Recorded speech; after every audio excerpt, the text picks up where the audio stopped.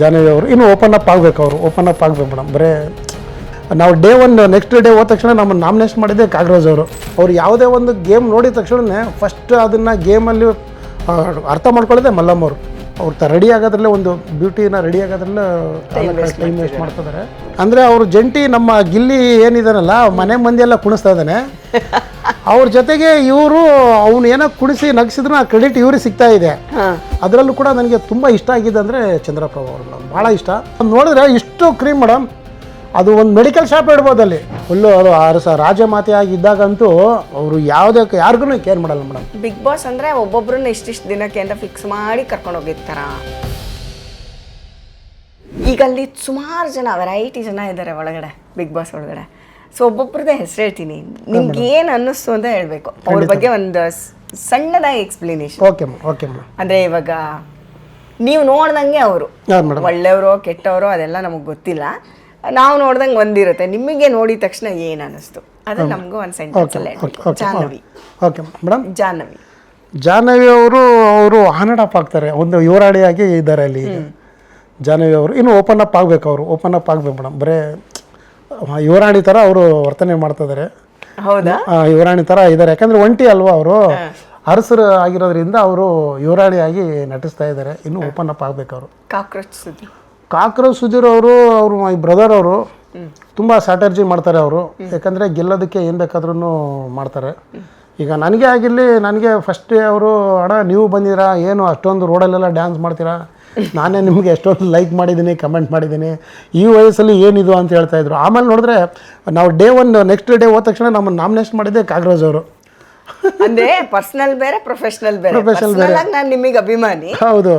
ನೀವಿಲ್ಲಿ ಇದ್ರೆ ಬಹಳ ಕಷ್ಟ ಆಗುತ್ತೆ. ಹೌದು ಮೇಡಮ್, ತುಂಬ ಒಳ್ಳೆಯವರು ಕಾಕ್ರೋಚ್ ಬ್ರದರು. ಬಟ್ ಅಲ್ಲಿ ಗೇಮ್ ಅಂತ ಬಂದಾಗ ಅವರು ಸ್ವಾರ್ಥಿಯಾಗಿ ಅವರು ಮಾಡಬೇಕಾಯ್ತು. ಒಂದು ಗುಡ್ ಪರ್ಸನ್ ಮೇಡಮ್. ಅವರು ಗೆಲ್ಲೋದಕ್ಕೆ ಏನು ಬೇಕಾದ್ರೂ ಮಾಡ್ತಾರೆ. ನಮ್ಮ ಮಲ್ಲಮ್ಮ ಅವರು ಮೇಡಮ್, ಅವರು ಭಾಳ ಜನಗಳು ಅಂದ್ಕೊಂಡಿದ್ದಾರೆ ಮಲ್ಲಮ್ಮ ಅವ್ರಿಗೆ ಏಜ್ ಆಗಿದೆ, ಇವ್ರು ಎಲ್ಲರಿಗಿಂತ ಇವರು ಸ್ವಲ್ಪ ವೀಕ್ ಅಂತಂದು ಏಜ್ ಆಗಿದೆ ಇವ್ರಿಗೆ. ಅದೀಗ ಏನೋ ಉತ್ತರ ಕರ್ನಾಟಕದಿಂದ ಬಂದಿದ್ದಾರೆ, ಇನ್ನೂ ಗೊತ್ತಿಲ್ಲ. ಬಟ್ ಅವ್ರು ಮೆಂಟಲಿ ತುಂಬ ಸ್ಟ್ರಾಂಗ್ ಇದ್ದಾರೆ ಮಲ್ಲಮ್ಮ ಅವರು. ಅವ್ರು ಸ್ಮಾರ್ಟಾಗಿ ಆಡ್ತಾ ಇದ್ದಾರೆ. ಅವ್ರಿಗೆ ಗೊತ್ತಿಲ್ಲ ಅಂತ ಭಾಳ ಜನ ಅಂದ್ಕೊಂಡಿದ್ದಾರೆ. ಅವ್ರು ಯಾವುದೇ ಒಂದು ಗೇಮ್ ನೋಡಿದ ತಕ್ಷಣ ಫಸ್ಟ್ ಅದನ್ನು ಗೇಮಲ್ಲಿ ಅರ್ಥ ಮಾಡ್ಕೊಳ್ಳೋದೆ ಮಲ್ಲಮ್ಮ ಅವರು. ಹೀಗಾಗಿ ಅವರು ಅಲ್ಲಿ ಒಂದು ಹಿರಿಯರಾಗಿ ಒಂಥರ ತಾಯಿ ಥರ ಇದ್ದಾರೆ ಮೇಡಮ್ ನಮಗೆ. ನಿಮ್ಮ ಜೊತೆ ಒಡನಾಟ ಹೆಂಗಿತ್ತು? ನಾನು ಹೋದ ತಕ್ಷಣ ನಮ್ಮ ತಾಯಿ ಕೂಡ ಸ್ವಲ್ಪ ಹಂಗೆ ಇದ್ದರು. ನಾವು ಅವ್ರಿಗೆ ಅವ್ವ ಅಂತಂದು ಹೇಳ್ತಿದ್ದೆವು ಮೇಡಮ್. ಅವರು ಯಾಕಂದರೆ ನಮ್ಮ ಉತ್ತರ ಕರ್ನಾಟಕ ಇದರಲ್ಲಿ ಈ ಥರ ತಲೆಗೆ ಮುಸುಕು ಅಂತ ಹೇಳ್ತಾರೆ, ಆ ಥರ ಹಾಕ್ಕೊಂಡು ಕಾಣಿಸ್ಕೊಂಡಿದ್ರು. ಭಾಳ ಹಿರಿಯರು ಅವರು. ತುಂಬ ನಮಗೆ ಒಂಥರ ತಾಯಿ ಮಗನ ಸಂಬಂಧ ಅಂತ ಹೇಳ್ಬೋದು, ಆ ಥರದ್ದು. ಅವ್ರ ಜೊತೆಗೆ ಏನಾದರೂ ಕನ್ವರ್ಸೇಷನ್ ಆಗಿತ್ತು ಅವ್ರ ಜೊತೆ ಮಾತು? ಹೌದು ಹೌದು, ತುಂಬ. ನಾನು ಅವ್ರ ಹತ್ರ ನಾವಲ್ಲಿ ನೋಡೋದು ಬಿಟ್ಟು ಅವರು ನಾವು ಇರುತ್ತೆ. ಅವರು ಒಂದು ಕೆಲಸ ಮಾಡ್ತಾ ಇದ್ದಾರೆ ಸಂಸ್ಥೆಯಲ್ಲಿ. ಅವರು ಒಂದು ಟೀ ತಮ್ಮ ಅಂತ ಹೇಳಿದ್ದಾರೆ ಅವ್ರಿಗೆ, ಲೆಮನ್ ಟೀ ಅಂತಂದು. ಇವರು ಅಲ್ಲಿ ಟೀ ತಮ್ಮ ತರುವಂಥ ಸಂದರ್ಭದಲ್ಲಿ ಆ ಲೆಮನ್ ಟೀ ಅನ್ನೋಕೆ ಹೋಗ್ಬಿಟ್ಟು ಇವರು ಲೆವನ್ ಟೀ ಅಂತ ಹೇಳಿದ್ದಾರೆ. ಲೆವೆನ್ ಟೀ ಅಂತ ಹೇಳಿದ್ದಾರೆ ಅಲ್ಲಿ. ಹೌದು, ಅಲ್ಲಿ ಟೀ ಮಾಡೋರಿಗೆ ಅವ್ರಿಗೆ ಇನ್ನೊಂದ್ಸರಿ ಹೇಳಿದ್ದಾರೆ. ಇನ್ನೊಂದ್ಸರಿ ಇವರು ಲೆವೆನ್ ಟೀ ಅಂತ ಹೇಳಿದ್ದಾರೆ.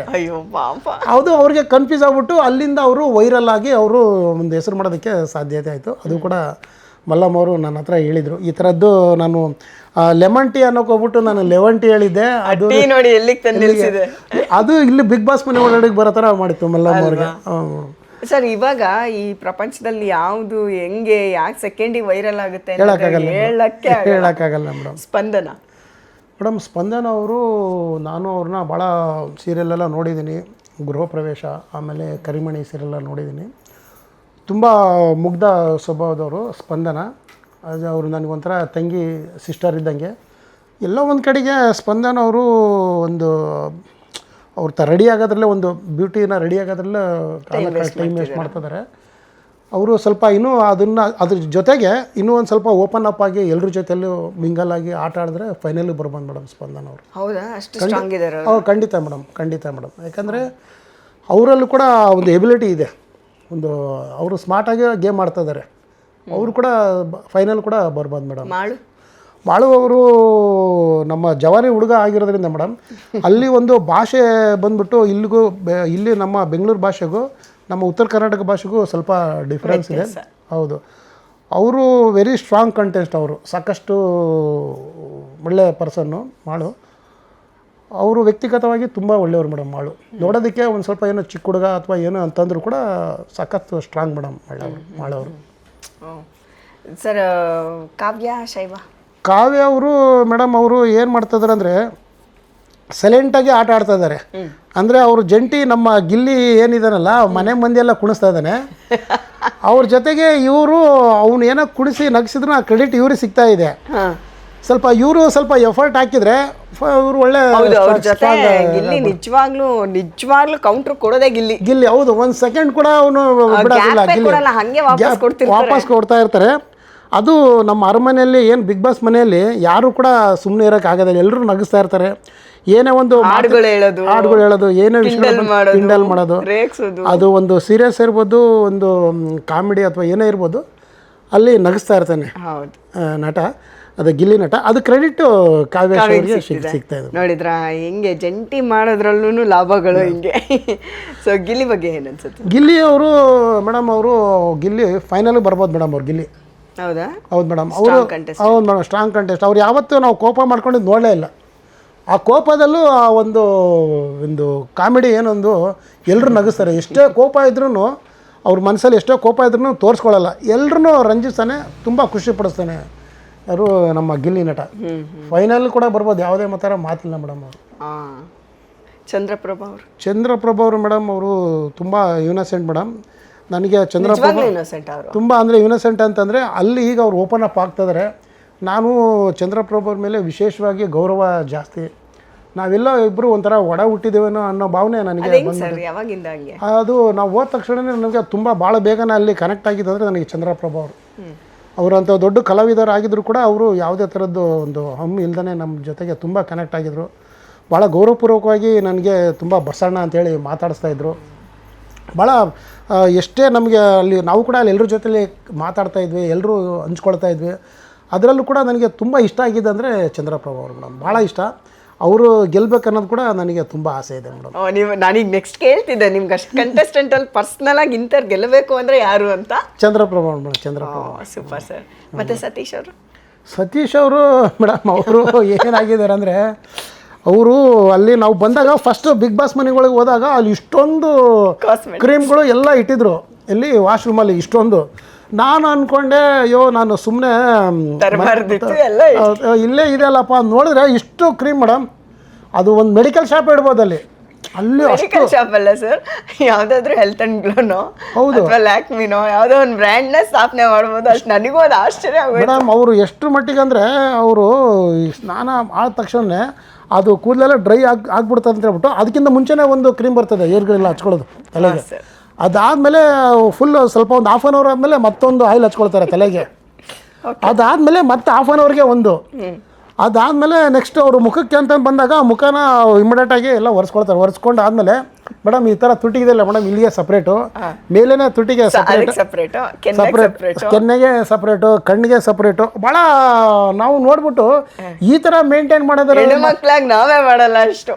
ನಿಜವಾಗ್ಲೂ ಅವ್ರು ಹೊರಗೆ ಬರೋದು ನಾನು ಕಾಯ್ತಿದ್ದೀನಿ. Shock ಆಗೋಗ್ಬಿಟ್ಟೆ madam. ಅವ್ರದ್ದು ಆ ಬ್ಯೂಟಿ ಆ ಮೇಂಟೈನ್ ಮಾಡೋದು ನೋಡ್ಬಿಟ್ಟು ಎಷ್ಟು ಟೆಕ್ನಿಕ್ಕಾಗಿ ಇದಾರೆ ಅಂದರೆ ಸ್ವಲ್ಪ ಒಂದು ಚೂರು ಬೆವರು ಬಂತೆ ಅಂದರೆ ಹಂಗೆ ಒರೆಸ್ಕೊಂಡು ಮತ್ತೊಂದು ಕ್ರೀಮ್ ಅದಕ್ಕೆ. ಒಂದು ಸ್ವಲ್ಪ ಬೆವರು ಬಂತೆ ಅಂದರೆ ಮುಖದಲ್ಲಿ ಎಲ್ಲರೂ ಈ ಥರ ಒರೆಸ್ಕೊಳ್ತಾ ಇದ್ದಿಲ್ಲ. ಅದು ಬೆವರು ಬಂದಿದ್ದೆಲ್ಲ ಮತ್ತೆ ಹೋಗ್ಬಿಟ್ಟು ರೆಡಿ ಮಾಡ್ಕೊಳ್ತಾಯಿದ್ರು. ಆ ಥರನ ರೆಡಿ ಮಾಡೋರನ್ನ ನೋಡಿದ್ದು ನಾನು ಫಸ್ಟು ನಮ್ಮ ಸತೀಶ್ ಹುಡುಗರು ಮಾಡೋದು ನೋಡಿದ್ದು ಫಸ್ಟ್ ಟೈಮ್. ಹೌದು. ಆಮೇಲೆ ಆ ತಲೆ ಕೂದಲು ಅಷ್ಟೇ ಮೇಡಮ್, ಅವ್ರು ತಲೆ ಕೂದಲು ಕರೆಕ್ಟಾಗಿ ಹಿಂಗೆ ಇರಬೇಕು ಮೇಡಮ್. ಅದು ಸ್ವಲ್ಪ ಏನಾದರೂ ಬಂತು ಅಂದರೆ ಮೇಡಮ್ ಮತ್ತೆ ಅದಕ್ಕೆ ಹೋಗ್ಬಿಟ್ಟು ಸೆಟ್ ಮಾಡ್ಕೊಳ್ತಾ ಇದ್ರು ಮೇಡಮ್. ಅವರು ಬಿಗ್ ಬಾಸ್ ಮನೇಲಿ ಆಟ ಯಾವಾಗ ಆಡ್ತಾರೆ ಇದನ್ನೇ ಮಾಡ್ಕೊಂಡಿದ್ರೆ? ಇಲ್ಲ ಮೇಡಮ್, ಅವ್ರು ಇರೋದೇ ಹಾಗೆ. ಅದೇ ಏನಾದರೂ ಮಿಸ್ ಆಗಿ ಏನಾದರೂ ಒಂದು ತಲೆ ಕೂದಲಲ್ಲಿ ಏನಾದರೂ ಬಿತ್ತು ಅಂದರೆ ಆ ತಲೆ ಕೂದಲ ಬಗ್ಗೆ ಯೋಚನೆ ಮಾಡ್ತಾಯಿದ್ರು, ಯಾಕೆ ಇದು ಒಂದು ಕೂದಲು ಬಿದ್ದಿದೆ ನಂದು ಅಂತಂದೇಳಿ. ನಮ್ಮ ಸತೀಶ್ ಅವರು ಸಾಕಷ್ಟು ಇದು ಬೇರೆ ರೆಡಿ ಆಗೋದ್ರಲ್ಲೇ ಕಾಲ ಕಳೀತಾರೆ. ಆಮೇಲೆ ಒಂದೊಂದು ಸುಳ್ಳು ಹೇಳ್ತಾರೆ. ಹೌದಾ? ಅದರಲ್ಲಿ ಸತ್ಯನೇ ಇರ್ತದೆ, ಕೆಲವೊಂದು ಸಮಯಕ್ಕೊಂದು ಸುಳ್ಳು ಹೇಳ್ತಾರೆ. ಅದೇ 150 ಕೋಟಿ ಇದೆ ನಾಯಿ ಇದೆ ಅಂತ ಹೇಳ್ತಾರೆ. ಅದನ್ನು ನಂಬೋದಕ್ಕೆ ಎಷ್ಟು ಕಷ್ಟ ಇದೆ ಅಂದರೆ 100 ಕೋಟಿದು ಡಾಗ್ಸ್ ಇದೆ, ಅದು ಲಾಂಚ್ ಮಾಡಿ ಬಂದಿದ್ದೀನಿ ಅಂತ ಹೇಳ್ತಾ ಇದ್ರು. ಅದು ಎಷ್ಟು ಮಟ್ಟಿಗೆ ಸತ್ಯ ಇದೋ ಸುಳ್ಳು ಇದೆಯೋ ಗೊತ್ತಿಲ್ಲ, ಬಟ್ ಅಂತ ಹೇಳ್ತಾ ಇದ್ರು. ಎಲ್ಲರೂ ಸುಳ್ಳು ಹೇಳುವಾಗ ಇವರು ಸುಳ್ಳು ಹೇಳ್ತಾರೆ ಅಂತ ಗೊತ್ತಾಗ್ತಾ ಇತ್ತು. ಬಟ್ ಇವರು ಆ ಥರ ಇಲ್ಲ, ಸೀರಿಯಸ್ ಆಗಿ ಹೇಳ್ತಾರೆ ಮೇಡಮ್. ಅದು ಹೇಳಿದ್ರೂ ಕೂಡ ಒಂದು ಒಳ್ಳೆ ಕಲಾವಿದರು ಅಂತ ಹೇಳ್ತೀನಿ ಅವ್ರು. ಸತ್ಯ ತಲೆ ಮೇಲೆ ಹೊಡೆದಂಗೆ ಹೌದು ಹೇಳ್ತಾರೆ ಮೇಡಮ್. ಆಟ್ಲಿ ತುಂಬ ಒಳ್ಳೆ ಪರ್ಸನ್. ಒಳ್ಳೆ ಮನುಷ್ಯ. ಹೌದು. ಓಕೆ, ಧ್ರುವಂತ್ ಅವ್ರ ಬಗ್ಗೆ ಏನು ಹೇಳ್ತೀರಾ ಮೇಡಮ್? ಧ್ರುವಂತ್ ಅವರು ಏನು ಮಾಡ್ತಾರೆ ಅಂದರೆ ಮೇಡಮ್, ಏನಾದರೂ ಒಂದು ಯೋಚನೆ ಮಾಡ್ತಾ ಇರ್ತಾರೆ ಮೇಡಮ್. ಏನು ಯೋಚನೆ ಮಾಡ್ತಾ ಇರ್ತಾರೆ ಅಂದರೆ ನಿಮ್ಗೆ ಮುಂಚೆ ಎಲ್ಲ ಗೊತ್ತಿಲ್ಲ, ಅಲ್ಲಿ ಅವ್ರು ಫಸ್ಟ್ ನೋಡಿ ಏನಾದರೂ ಯೋಚನೆ ಮಾಡ್ತಾ ಇರ್ತಾರೆ. ನೋಡಿದ್ರೆ ಅವರು ಹಲವಾರು ವಿಷಯಗಳನ್ನ ಕೆದಕ್ತಾ ಇರ್ತಾರೆ ಮೇಡಮ್. ಒಂದು ಜೀವನ ಅಂದರೆ ಏನು, ಎಲ್ಲರ ಬಗ್ಗೆ ಹೇಳ್ತಾ ಇರ್ತಾರೆ ಮೇಡಮ್. ನಮಗೆ ಅಲ್ಲಿ ಹೋದಾಗ ಒಂಥರ ಗೈಡ್ ಥರ ಕಂಡ್ರಿ ಮೇಡಮ್. ಒಂಥರ ಗೂಗಲ್ ಅವ್ರು ನಮಗೆ. ಅವರು ಅಂದರೆ ಏನು ಗೈಡ್ ಮಾಡೋರು, ಏನು ಗೂಗಲ್ ಮಾಡೋರು ಅಂದರೆ ಜೀವನ ಅಂದರೆ ಏನು, ಅಂದರೆ ಈ ಪ್ರಪಂಚ ಹೆಂಗೆ ಬಂತು, ಮನುಷ್ಯ ಹೆಂಗೆ ಹೋದಾಗ. ಅವ್ರದ್ದು ಪಾಪ ಕಾಂಟ್ರವರ್ಸಿ ಎಲ್ಲ ಆಗ್ಬಿಟ್ಟಿತ್ತಲ್ಲ, ಮೋಸ್ಟ್ಲಿ ಅವಾಗಿಂದ ಹಂಗೇನಾರ ಆಗ್ಬಿಟ್ಟವ್ರ ಅಂತ. ಇಲ್ಲ ಮೇಡಮ್, ಅದ್ರ ಬಗ್ಗೆ ಅವ್ರದ್ದು ಲೈಫ್ ಪರ್ಸನಲ್ ಲೈಫ್ ಬಗ್ಗೆ ಗೊತ್ತಿಲ್ಲ. ಬಟ್ ಅಲ್ಲಿ ತುಂಬಾ ಸುದ್ದಿ ಆಗಿತ್ತು. ಇಲ್ಲ, ಅಲ್ಲಿ ನಾವು ಬಂದಾಗ ನಮಗೆ ಅವರು ಒಂದು ಪಾಠನೇ ಹೇಳಿದರು. ಜೀವನ ಅಂದರೆ ಏನು, ಅಂದರೆ ಈ ಪ್ರಪಂಚ ಹೆಂಗೆ ಉದ್ಭವ ಆಯಿತು, ಮನುಷ್ಯ ಎಲ್ಲಿಂದ ಬಂದ, ಅದನ್ನು ಅವರು ಭಾಳ ನಮಗೆ ಹೇಳ್ತಾಯಿದ್ರು. ನಮಗೆ ಅನ್ನಿಸ್ತಾ ಇತ್ತು ಇಷ್ಟೊಂದು ವಿಷಯಗಳು ತಿಳ್ಕೊಂಡಿದ್ದಾರೆ, ನಾವು ಇದನ್ನು ಗೂಗಲಲ್ಲಿ ಹುಡುಕಬೇಕಾಗಿತ್ತು ಅಂತ ಹೇಳ್ಬಿಟ್ಟು ಒಂಥರ ಅವರು ಗೂಗಲ್ ಇದ್ದಂಗೆ ಮೇಡಮ್, ಒಂಥರ ಮಾರ್ಗದರ್ಶಕರು ಅಂತ ಹೇಳ್ಬೋದು ಅವರು.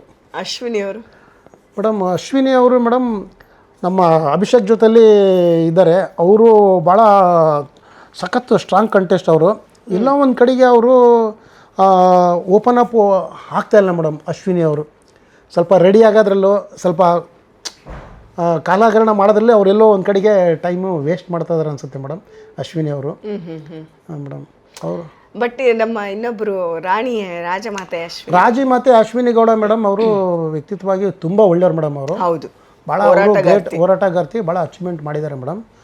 ಬಟ್ ಅಲ್ಲಿ ನಟಿ ಕೂಡ ಅವರು.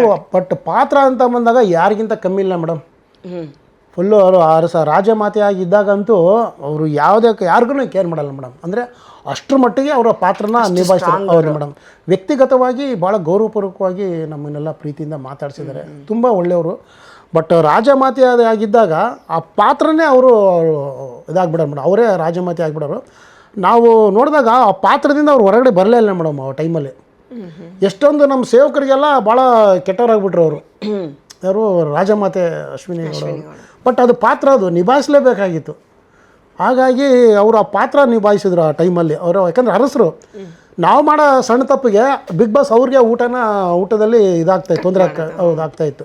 ಆದ್ದರಿಂದ ಅವರು ಅಚ್ಚುಕಟ್ಟಾಗಿ ಅವ್ರ ಪಾತ್ರ ಏನಿದೆ ಅದನ್ನು ನಿಭಾಯಿಸ್ತಾಯಿದ್ರು. ಒಂಥರ ಪ್ರಾಮಾಣಿಕವಾಗಿ ಇದ್ದಾರೆ ಮೇಡಮ್. ವ್ಯಕ್ತಿಗತವಾಗಿ ತುಂಬ ಒಳ್ಳೆಯವರು. ಆಮೇಲೆ ಸ್ಟ್ರಾಂಗ್ ಕಂಟೆಸ್ಟ್ ಮೇಡಮ್ ಅವರು ಅಶ್ವಿನಿ ಗೌಡ ಮೇಡಮ್ ಅವರು. ಮತ್ತು ಮಂಜು ಭಾಷಿಣಿ ಅವರು ನಮ್ಮ ಅಕ್ಕ ಅವರು ಮಂಜು ಭಾಷಿಣಿ ಅವರು ತುಂಬ ಒಳ್ಳೆಯವರು. ಏನಂದರೆ ಅವರು ಭಾಳ ಒಂದು ಅಲ್ಲಿ ಅರಸರು ಮತ್ತು ಜಂಟಿಗಳಿಗೆ ಏನಾದರೂ ಒಂದು ಊಟದ ಕೊರತೆ ಇತ್ತಂದರೆ ಆ ಇರ್ತಕ್ಕಂಥ ಆಹಾರದಲ್ಲಿ ಯಾರು ಎಷ್ಟಕ್ಕೆ ಸಿಗ್ಬೇಕಂತ ಹೇಳ್ಬಿಟ್ಟು ಅಡುಗೆನ ತಯಾರು ಮಾಡಿ ಮಾಡ್ತಾಯಿದ್ದಿದ್ದೆ ಮಂಜು ಭಾಷಿಣಿ ಅವರು. ಅಕ್ಕವರು ಒಂಥರ ಅನ್ನಪೂರ್ಣೇಶ್ವರಿ ಅಂತ ಹೇಳ್ಬೋದು ಅವರು. ಮಂಜು ಭಾಷಿಣಿ ಅಕ್ಕ.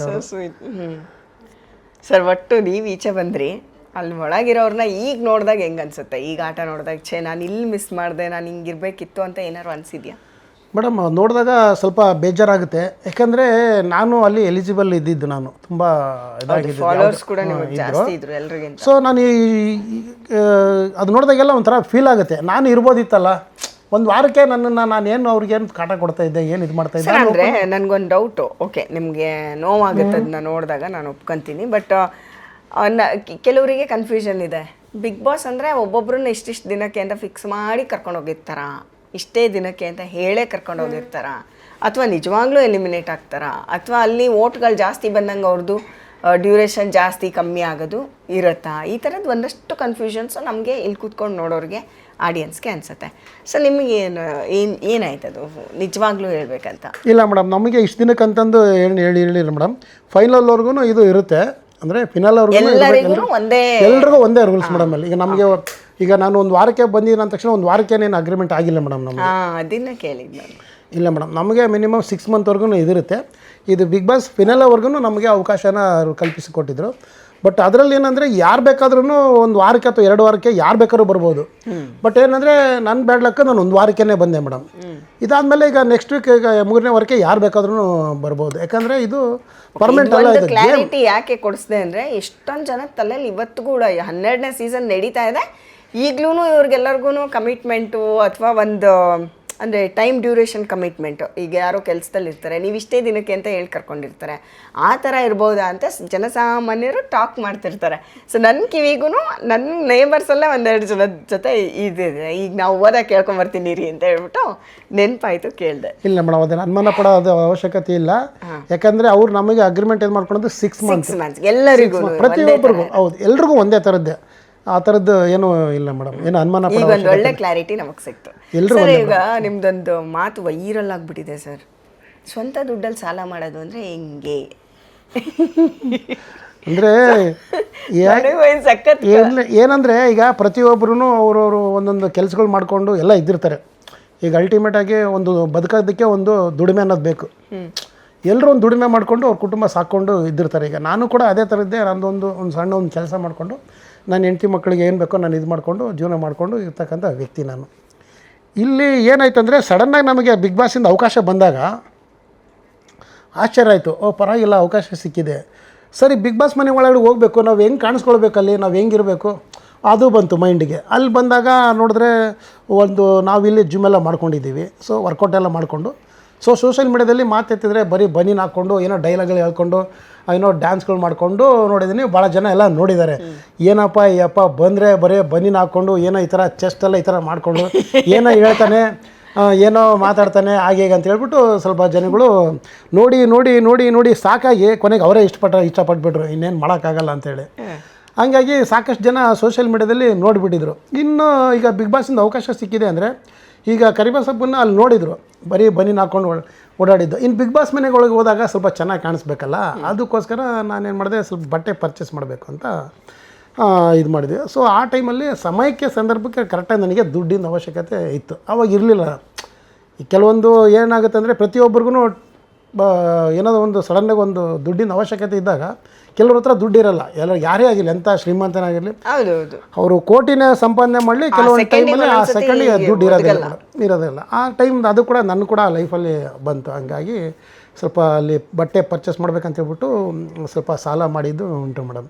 ಯಾಕೆ ನಾವು ಸಾಲ ಮಾಡಿದಂದರೆ ನಾನು ಫೈನಲ್ವರೆಗೆ ಇರ್ತೀನಿ ಅಂತ 3 ತಿಂಗಳು ಸಾಲ ಮಾಡ್ಕೊಂಡ್ರಿ. ಹೌದು, 3 ತಿಂಗಳಿಗೆ ಅಲ್ಲಿ ಇರಬೇಕಲ್ವಾ, 3 ತಿಂಗಳಿಗೆ ಏನು ಬೇಕೋ ಬಟ್ಟೆನ ನಾನು ಪರ್ಚೇಸ್ ಮಾಡಿದೆ. ಮತ್ತು ಅಲ್ಲಿ ಸುದೀಪ್ ಸರ್ ಹತ್ರ ಬರ್ತಾರೆ, ವಾರಕ್ಕೆ 2 ಶನಿವಾರ ಭಾನುವಾರ ದಿನ ಬರ್ತಾರೆ.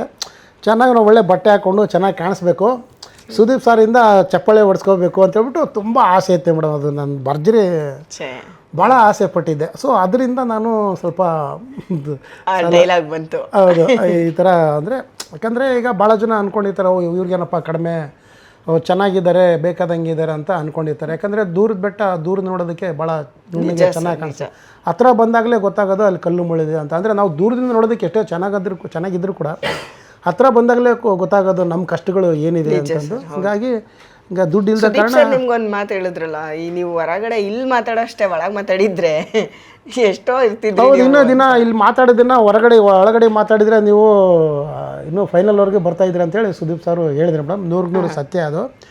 ಬಟ್ ಅದು ನಾನು ಅಲ್ಲಿ ಮಾತಾಡಿದ್ದೀನಿ, ಒಳಗಡೆಗೆ ಮಾತಾಡಿದ್ದೀನಿ, ಎಲ್ಲನೂ ಪ್ರಯತ್ನ ಪಟ್ಟಿದ್ದೀನಿ. ಎಲ್ಲ ಒಂದು ಕಡೆಗೆ ಅದು ಅಪ್ಲೋಡ್ ಇದು ಬರಲಿಲ್ಲ ಅಂತ ಹೇಳ್ತೀನಿ ಮೇಡಮ್. ಈಗ ಕೆಲವೊಂದು ಹಳೆಯ ಫಿಲ್ಮ್ಗಳು ನಮ್ಮ ದಾವಣಗೆರೆಯಲ್ಲಿ ಆಗ್ತಾರೆ ಫಿಲ್ಮ್ಗಳು ಮೇಡಮ್. ಆ ಸಂದರ್ಭದಲ್ಲಿ ನಾನು ಟೈಗರ್ ಪ್ರಭಾಕರ್ ಸರ್ ಫಿಲಮ್ ನೋಡಿದ್ದೆ ನಾನು. ಅದು ಪಾಕಿಸ್ತಾನ ಇಸ್ಲಾಮಾಬಾದಲ್ಲಿ ನಡೆದಿತ್ತು, ಇಂಟರ್ನ್ಯಾಷನಲ್ ಬಾಡಿ ಬಿಲ್ಡಿಂಗು ಕಾಂಪಿಟೇಷನ್ ನಡೆದಿತ್ತು. ಆಗ ನಾನು ಭಾರತ ತಂಡದಿಂದ ಸ್ಪರ್ಧೆಯಲ್ಲಿ ಪಾಲ್ಗೊಂಡು